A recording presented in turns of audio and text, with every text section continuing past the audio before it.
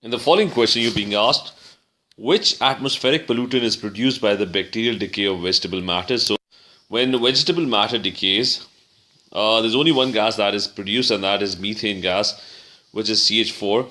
It's also called biogas because in a lot of villages, gas for combustion is being produced in this way, where cow dung or vegetable matter is decayed and that produces methane gas.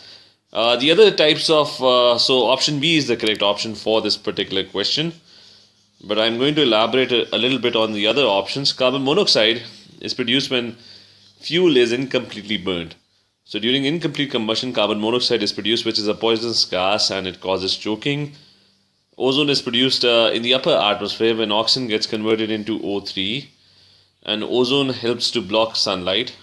And this last one, sulfur dioxide, is produced when fuels containing sulfur are burnt.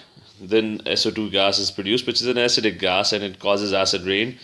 It's also produced in the contact process, and it's also present in volcanic ash as well, because when volcanoes burn, volcanoes have a lot of sulfur in them, and when that combusts, it produces a lot of sulfur dioxide as well, which is an acidic gas.